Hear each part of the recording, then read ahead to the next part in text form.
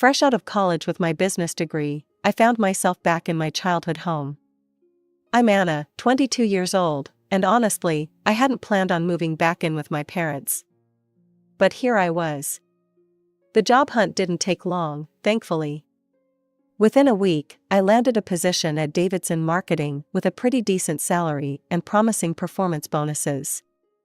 That evening over Mom's meatloaf, I shared my good news. I figured I'd stay here for about 3 months, save up some money, and then get my own apartment. The clinking of forks against plates stopped abruptly. Mom and Dad exchanged one of their looks, the kind that always meant trouble. Moving out? Mom set down her fork. Anna, you know I can only work part-time at the library because of my back problems. Dad cleared his throat. And things aren't great at the plant. There've been rumors of layoffs. We could really use your help with the bills, Mom added softly. And you wouldn't have to pay rent here. It just makes more sense, doesn't it? I stared at my half-eaten meatloaf, feeling trapped. They had a point, sort of. And they were my parents, after all. I guess I could stay longer. Life fell into a routine after that. I went to work, came home, paid the bills, and Mom made sure dinner was always on the table. It seemed okay, manageable even. Until last weekend, when my sister Sarah showed up with her husband Mike and their kids, Emma and Lucas. The change in my parents was like someone had flipped a switch. "Oh, my precious angels," Mom cooed, scooping up 4-year-old Emma while Dad swung Lucas onto his shoulders. "Sarah, darling, you look wonderful. How's everything going? Tell us all about what you've been up to." I stood in the doorway, watching as my parents fawned over their eldest daughter and her perfect little family. The way they hung on her every word, asking for details about the most mundane things, how her garden was doing, what new words Lucas had learned, how her book club was going. They'd never shown that kind of interest in my life, not even when I made Dean's List or won the business school's leadership award. "Anna, be a dear and put on some coffee," Mom called over her shoulder, not even looking my way as she bounced Lucas on her knee.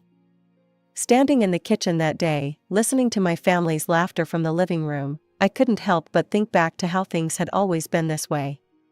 Sarah, 7 years my senior, had always been the star of our family show, while I was relegated to the role of supporting cast. I remember sitting at this same kitchen table when I was 11, showing Mom my straight-A report card. She barely glanced at it before returning to her conversation with Sarah about college applications. "That's nice, Anna," she'd said absently, waving me away. "Sarah, honey, which universities are your top choices?" Those years were all about Sarah's high school achievements.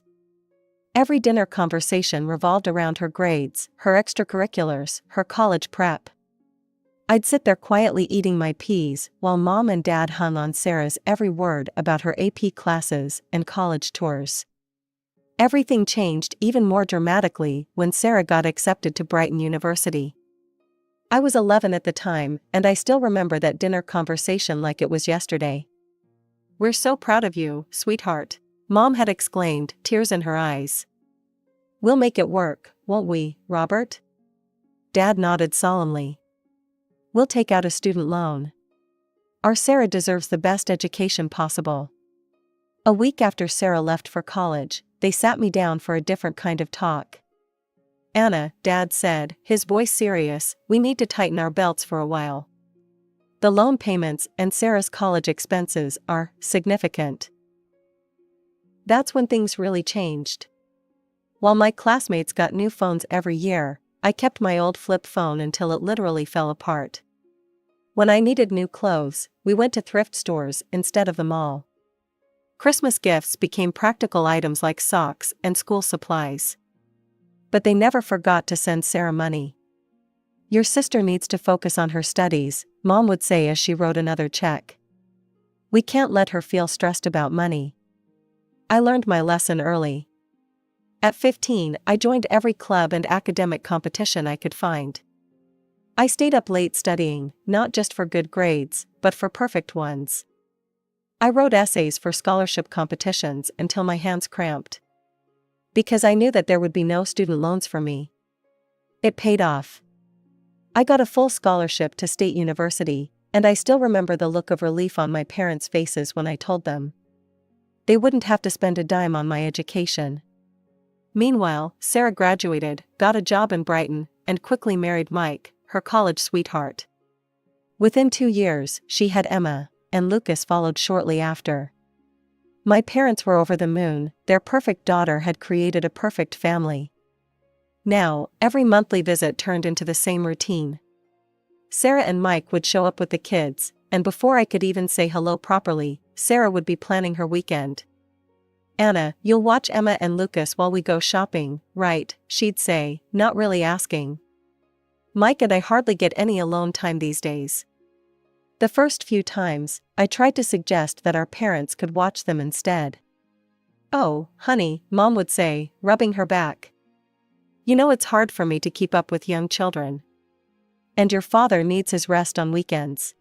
So here I was, spending yet another Saturday watching Frozen for the 100th time with Emma, while Lucas tried to color on my bedroom walls.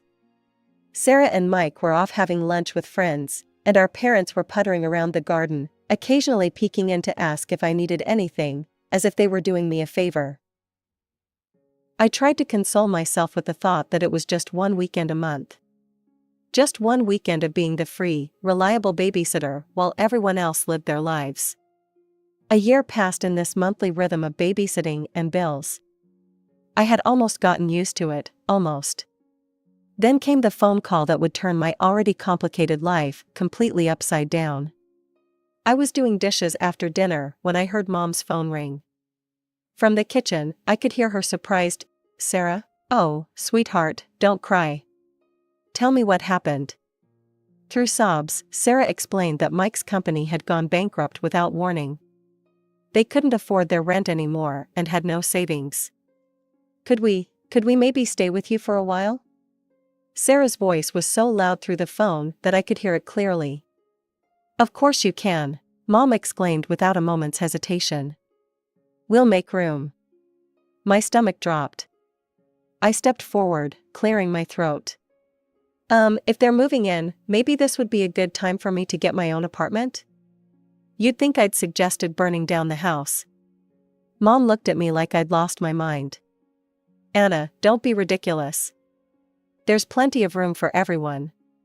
"But we're family," Dad said firmly. "We stick together during hard times." They arrived the following weekend with 3 cars full of belongings. I spent Saturday morning moving my things into what had been our storage room, the smallest bedroom in the house, barely big enough for a twin bed and a dresser. My old room, which was twice the size, became the kids' nursery because the children need space to play. Emma, now 5, and 3-year-old Lucas treated the entire house like their personal playground. They ran up and down the hallways, screaming and laughing, while Sarah watched TV at full volume or had long, loud phone conversations with her friends about how difficult this transition was for her. "Emma, Lucas, keep it down," I'd call out when they burst into my room for the 10th time, scattering my work papers everywhere. "They're just playing, Anna," Sarah would say dismissively, not even looking up from her phone. "Don't be such a grouch." After work, all I wanted was to relax in my room, maybe read a book or watch something on my laptop. Instead, I got to listen to Baby Shark playing on repeat through the thin walls, punctuated by the constant thump of little feet running back and forth and Sarah's loud laughter at whatever show she was watching downstairs. Mike spent his days supposedly job hunting, but mostly I saw him sitting at the kitchen table, scrolling through his phone with a worried expression. "The job market's tough right now," he'd say whenever anyone asked. "But I'm sure something will come up soon." I lay in my tiny bed each night, staring at the ceiling, listening to the chaos that had become my home, and wondered how I'd let myself get trapped in this situation. But every time I thought about bringing up moving out again, I remembered my parents' reaction and kept quiet. The first utility bill after Sarah's family moved in hit me like a punch to the gut. I stood in the kitchen, staring at the numbers that were almost double what I usually paid. The water bill alone had skyrocketed, not to mention electricity and heating. Looking at my bank account, I realized that my dreams of saving for my own place were quickly evaporating. That evening at dinner, I decided to bring it up. "So, about the utility bills," I started, pushing my peas around the plate. "They've doubled since last month. I can't keep covering all the bills by myself anymore. It's taking almost my entire salary." Sarah's fork clattered against her plate. "Are you seriously complaining about money right now? When Mike and I have lost everything?" "I'm not complaining, I just think we need to figure out a fair way to." "I can't believe how selfish you're being." Sarah's voice rose. "We're going through the hardest time of our lives, and all you care about is money?" "Sarah's right, Anna," Mom jumped in. "Family helps family. That's what we do." Dad nodded solemnly. "Your sister and Mike need our support right now. This isn't the time to be counting pennies." I looked down at my plate, swallowing the words I really wanted to say. "Fine, never mind." A week later, Mike finally got a job at an insurance company. It paid less than his previous position, but at least it was something. I thought maybe things would start getting better. I was wrong. "It's so hard being alone with the kids all day," Sarah started complaining almost immediately. "Mike leaves at 8 and doesn't get back until 6. I never get a break." Then it started. Small requests at first. "Anna, could you watch the kids for an hour while I run to the store?" "Anna, would you mind keeping an eye on them while I take a shower?" Before I knew it, these small favors had snowballed into something much bigger. I'd come home from work to find Sarah already dressed up to go out. "Oh good, you're home," she'd say, grabbing her purse. "Mike and I are meeting friends for dinner. Emma and Lucas already had their snack, but they'll need dinner in an hour. We'll be back by 10. Weekends became my personal nightmare. Sarah and Mike would casually announce their plans on Friday evening, a shopping trip, lunch with friends, a movie date, leaving me with the kids for hours. Mom and Dad conveniently started visiting relatives more often, usually disappearing right after Sarah and Mike left. So there I'd be, weekend after weekend, trying to keep Emma from drawing on the walls while Lucas had another tantrum because I cut his sandwich the wrong way. I'd spend my Saturdays cleaning up toys, making mac and cheese, and watching endless repeats of children's movies. By Sunday night, I'd be exhausted, my house would be a mess, and I'd still need to cook dinner for everyone. One evening, after a particularly exhausting weekend of childcare, I finally worked up the courage to say something at dinner. "I need to talk to you all," I said, setting down my fork. "I'm really tired. This situation with the childcare isn't working for me." Sarah's head snapped up, her eyes narrowing. "What do you mean, isn't working? Are you saying you don't want to spend time with your own nephews?" Mom reached over and patted Sarah's hand. "Don't worry, honey. This is actually good practice for Anna. She'll need to know how to handle children when she becomes a mother herself someday. Think of it as training." And just like that, they went back to their usual dinner conversation, Sarah talking about her day, Mom and Dad hanging on her every word, Mike nodding along.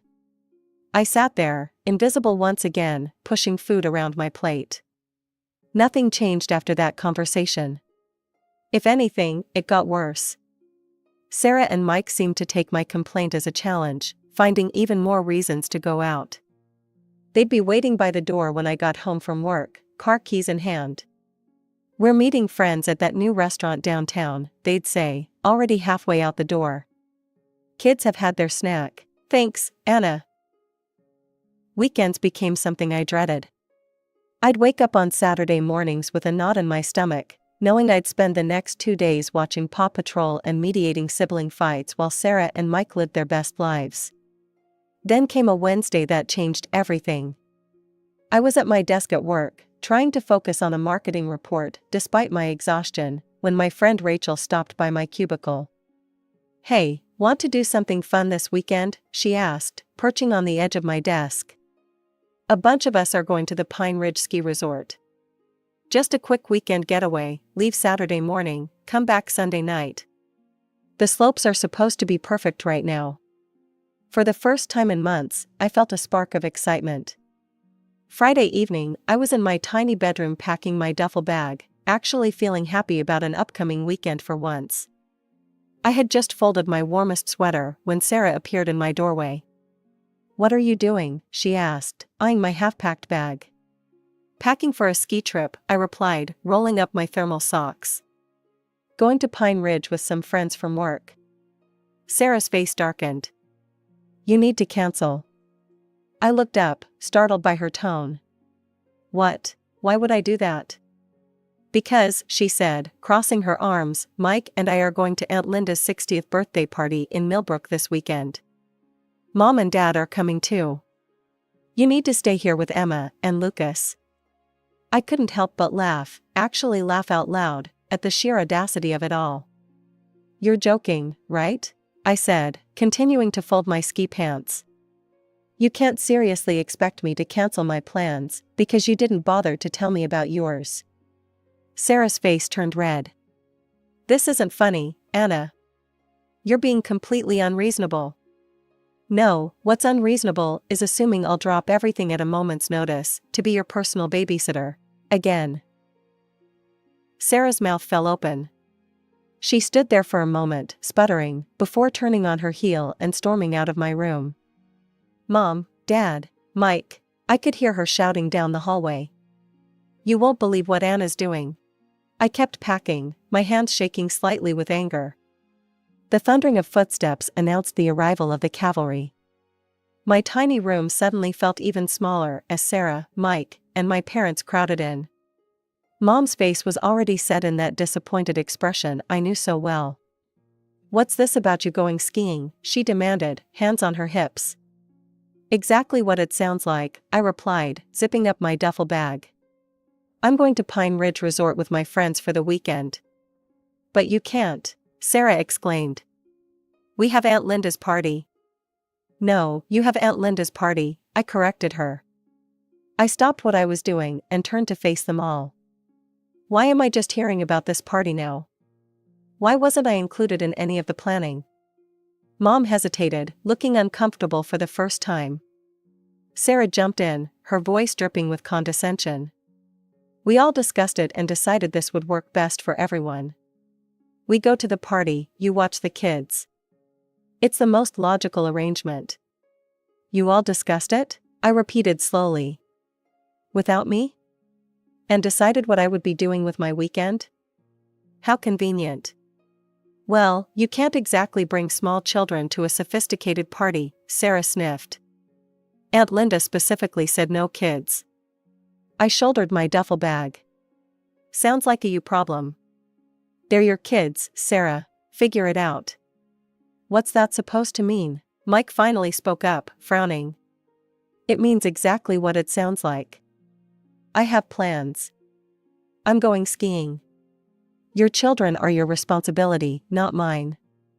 If you can't bring them to the party, either don't go or hire a babysitter." "A babysitter?" Sarah screeched. "With what money?" Again, not my problem. I turned to face them all, suddenly feeling stronger than I had in months, maybe years. "Let me make this perfectly clear, I am going skiing tomorrow. I am done being your free, convenient babysitter. I'm done having my weekends hijacked, my plans ignored, and my life treated like it doesn't matter. If you need childcare, Sarah, that's your responsibility as a parent. Stop assuming I'll always be there to pick up your slack." The silence that followed was deafening. They all stared at me as if I'd suddenly started speaking in tongues. Sarah's mouth opened and closed like a fish out of water. Mom looked like she'd been slapped. Dad seemed to be trying to disappear into the doorframe.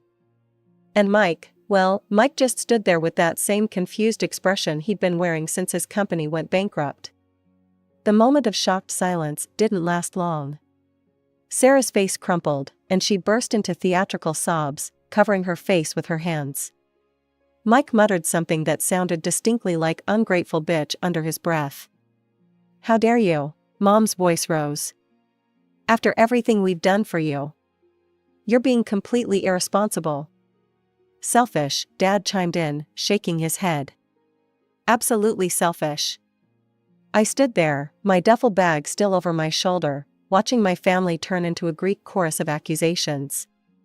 The words washed over me: selfish, ungrateful, inconsiderate, immature, each one meant to cut deep, to put me back in my place. Then Mom delivered what she clearly thought would be the knockout blow: if you walk out that door tomorrow, don't bother coming back to this house. To everyone's surprise, I burst out laughing. Not a nervous giggle, but a full, genuine laugh. They all stared at me as if I'd lost my mind. "You know what's funny?" I said, wiping tears from my eyes. "I've been dreaming about moving out of this house for months. I just didn't have the courage to do it. But here you are, giving me the perfect excuse. So thank you, Mom." "Get out," Sarah shrieked, her fake sobs forgotten in her rage. "Just get out." Gladly, I pulled out my phone and dialed Rachel's number, putting it on speaker just to make a point. "Hey, Rach? Sorry to call so late, but is that offer to crash at your place still good? Not just for after skiing, but maybe for a few days?" "Of course," Rachel's cheerful voice filled the room. "I have a spare room. Want to come over now?" "That would be perfect. I'll be there in 20 minutes. I spent the next 15 minutes gathering everything I could fit in my car: clothes, important documents, personal items. They watched from various doorways as I made trips up and down the stairs, as if they couldn't quite believe I was really doing it. When I had loaded the last box, I walked into the living room where they had all gathered.